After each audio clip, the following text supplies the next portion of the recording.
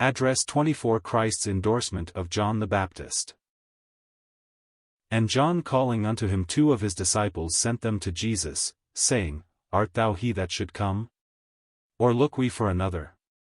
When the men were come unto him, they said, John Baptist hath sent us unto thee, saying, Art thou he that should come? Or look we for another? And in that same hour he cured many of their infirmities and plagues, and of evil spirits, and unto many that were blind he gave sight. Then Jesus answering said unto them, Go your way, and tell John what things ye have seen and heard, how that the blind see, the lame walk, the lepers are cleansed, the deaf hear, the dead are raised, to the poor the gospel is preached. And blessed is he, whosoever shall not be offended in me. And when the messengers of John were departed, he began to speak unto the people concerning John, What went ye out into the wilderness for to see? A reed shaken with the wind? But what went ye out for to see? A man clothed in soft raiment? Behold, they which are gorgeously apparelled, and live delicately, are in king's courts. But what went ye out for to see? A prophet? Yea, I say unto you, and much more than a prophet. This is he, of whom it is written, Behold, I send my messenger before thy face, which shall prepare thy way before thee. For I say unto you, among those that are born of women there is not a greater prophet than John the Baptist, but he that is least in the kingdom of God is greater than he. And all the people that heard him, and the publicans, justified God, being baptized with the baptism of John. But the Pharisees and lawyers rejected the counsel of God against themselves, being not baptized of him. And the Lord said, Whereunto then shall I liken the men of this generation? And to what are they like? They are like unto children sitting in the marketplace, and calling one to another, and saying, We have piped unto you, and ye have not danced, we have mourned to you, and ye have not wept. For John the Baptist came neither eating bread nor drinking wine, and ye say, He hath a devil. The Son of Man is come eating and drinking, and ye say, Behold a gluttonous man, and a winebibber, a friend of publicans and sinners. But wisdom is justified of all her children. Luke 7 verses 19 to 35.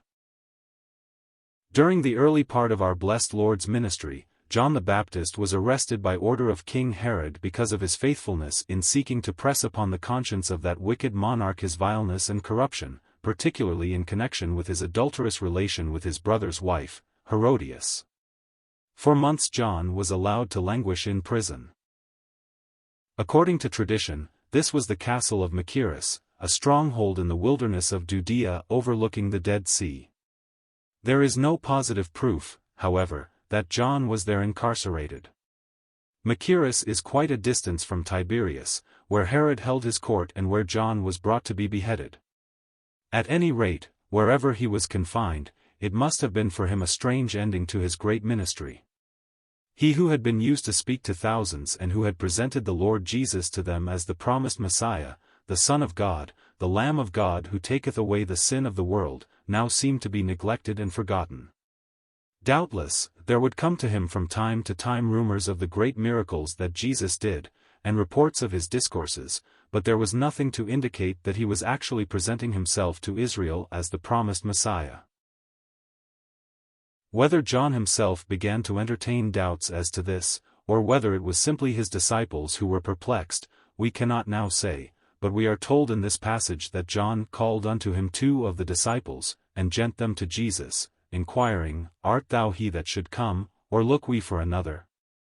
Could it be that Jesus, like John himself, was simply another forerunner of the true Messiah, or was he actually the promised king, and was there some reason for which he refrained from asserting his authority? These were the problems involved in John's inquiries. When these men came to Jesus, they asked him according to John's instructions. We do not read that he gave any immediate answer, but he permitted them to look on as he healed many of various diseases and plagues and cast out demons. He also gave sight to some that were blind. These were the visible tokens of his messiahship and should have counted far more than any words in proving that he was truly the expected one. After John's disciples observed the evidences of his power, Jesus told them to return to John and tell him of the things they had seen and heard, how that, the blind see, the lame walk, the lepers are cleansed, the deaf hear, the dead are raised, to the poor the gospel is preached. What more could Messiah do so far as ministering to the needs of men? Jesus added, "Blessed is he whosoever shall not be offended in me." That is, he meant those who would not be stumbled by his failure to assert himself in the way that many in Israel expected Messiah to do. No sooner had the messengers of John left than the Lord began to speak to the people concerning his forerunner. In a most appreciative way he insisted on the greatness of the ministry of this devoted man. There is something here that should be very precious to our hearts. We are all inclined, at times, to feel that we have been neglected and forgotten, and the Lord does not always speak words of endorsement directly to us, but we may be assured of this: if we have sought to be faithful to him, he always approves us before his Father and the holy angels. John himself could not hear what Jesus said to the multitude. If he could have done so, it would, no doubt, have been a great encouragement to him, but he was left in ignorance of this for the time, in order that his faith might be more firmly established. The Lord inquired, first of all, "What went ye out into the wilderness for to see?" And then suggested an answer to the question. A reed shaken with the wind? John surely was not that. He was a strong, fearless messenger of the truth, not turned aside by any opposition. But, continued the Lord, "What went ye out for to see? A man clothed in soft raiment?" Was John like many of the leaders in Israel, one who looked upon his office as a lucrative profession and profited by it, and so lived in luxury, and dressed magnificently in order to impress the people? Such men had access to kings' courts and were honored by enjoying the favor of rulers. But it was otherwise with this wilderness preacher. Again the Lord puts a question. "But what went ye out to see? A prophet?"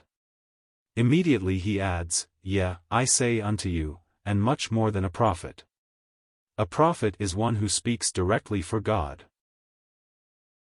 He is not merely one who foretells future events, but he is one who speaks forth divine truth in the energy of the Holy Spirit. This indeed characterized John the Baptist. The Lord then definitely identified John as the one whose coming was predicted in Isaiah 40 verse 3. He declared, "This is he of whom it is written, Behold, I send my messenger before thy face, which shall prepare thy way before thee." Whatever John's doubts or those of his disciples may have been, if any, as to the person and ministry of the Lord, because he did not immediately ascend David's throne, Jesus himself leaves no possible doubt in the minds of those who were prepared to receive his word, as to the identity of John himself. He was the one whose coming had been foretold over 700 years before he appeared.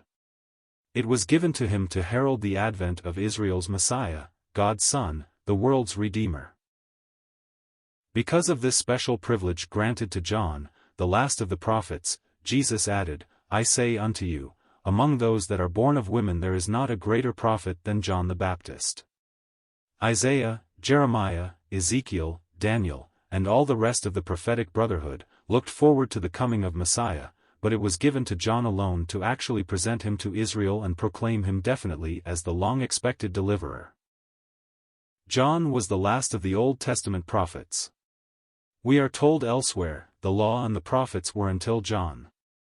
Following him we have the bringing in of the acceptable year of the Lord, the presentation of Christ Jesus as the only Savior, who came to establish the kingdom of God on earth.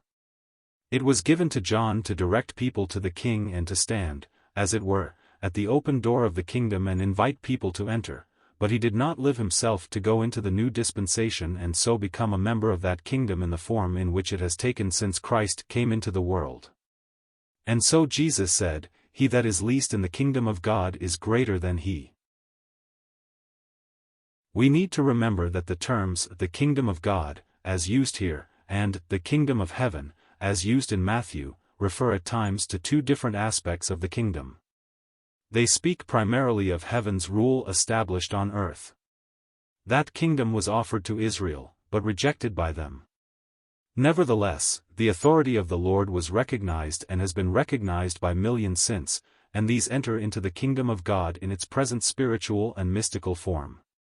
John will have his part in the coming age in the manifested kingdom, but he had no part in the kingdom as now set up in the hearts of men, while the King is on the Father's throne, awaiting his own second advent.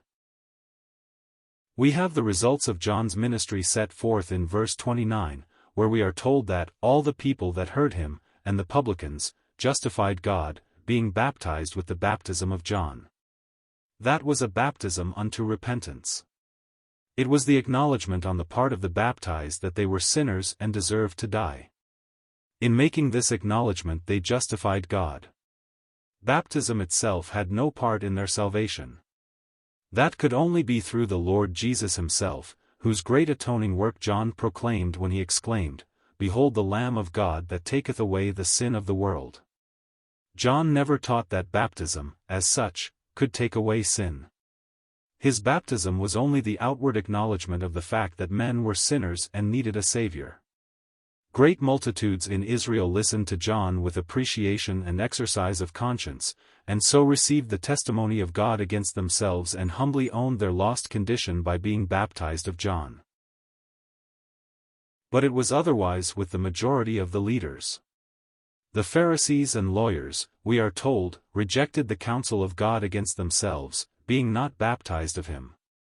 These proud, haughty legalists refused to take the place of lost, needy sinners, and so, would not stoop to a baptism which spoke of the necessity of repentance. In the verses that follow, 31 to 35, the Lord draws a vivid contrast between the conscience-searching ministry of John the Baptist and the message of grace, which he came to proclaim. He likens the men of the generation to children sitting about in the marketplace. One group of them are trying to arouse the others to take part in some childish games. First they say, as it were, "Let us play wedding," and they attempt a merry tune upon their pipes, but the others refuse to dance. Then the first group say, "Well, if you will not play wedding, let us play funeral." And so they pipe out a doleful elegy. But the others refuse to mourn. The ministry of John was more like the latter. He came with a very solemn message, calling upon people to recognize the seriousness of their condition as sinners needing a Savior, but the Pharisees and those of their group turned away with a sneer and said, "He hath a demon." Jesus came with a more joyous message, mingling with publicans and sinners, as he proclaimed that grace and truth which offered salvation to all who would trust in him, but the legalists turned coldly away, declaring him to be a gluttonous man and a wine-bibber, a friend of publicans and sinners. But Jesus said, "Wisdom is justified of all her children." That is, in the wisdom of God there is a time to stress the importance of repentance, there is also a time to stress the preciousness of the grace of God, and he will be glorified in both messages and in whatever servants he uses to give them forth.